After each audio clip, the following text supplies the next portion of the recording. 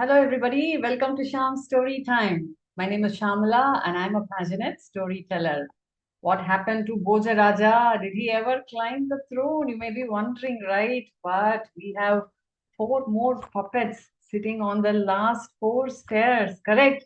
Let's wait for the stories. So Bhojaraja came back the next day. Very quickly, he climbed the staircase that led to the throne of Vikramaditya. The moment he put his foot on the 29th step, the puppet there came alive. It said, "Stop, Bhojaraja. My name is Swarnakantavalli. Do you know what sort of a person Vikramaditya was? Are you worthy enough to sit on this throne?" Bhojaraja smiled and said, "Please tell me the story of Vikramaditya. I'm waiting to hear." The puppet started off. The name of today's story is The Queen's Portrait. Are you ready to listen? Once, when King Vikramaditya was in the courtroom, there was a painter who came there.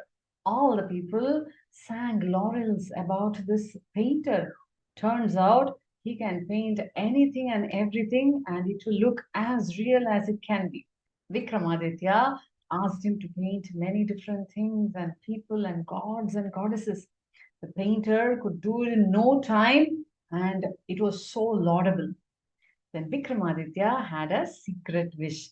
He had a very beloved wife. Her name was Queen Banumathi. Nobody had ever seen her. She was a recent queen of Vikramaditya, and she hadn't come in public so much.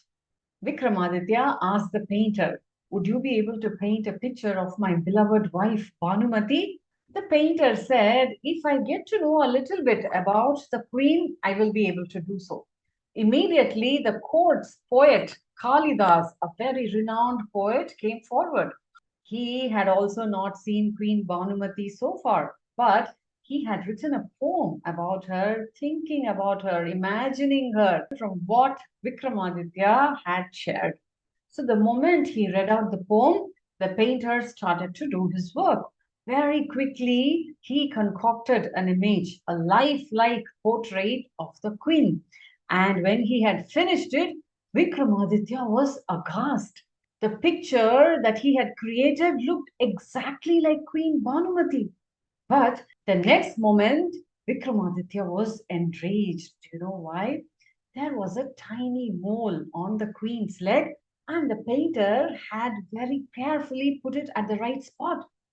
Now, Vikramaditya could not take it at all. He started to be suspicious. How did the painter know about the queen's mole? If there is anybody in this world that can know, it is only me, because I spend time with the queen at our private chambers. Nobody can come in. How will the painter know? Vikramaditya asked the painter, "How did you know that the queen had a mole on her leg?" The painter said, "I have great imagination. From whatever Kalidasa described in his poem, I imagined and created this image. So everything about the queen is true here." Vikramaditya was not ready to listen. He said, "I'm going to take away the two eyes of this painter," and ordered his poet Kalidas to do the same.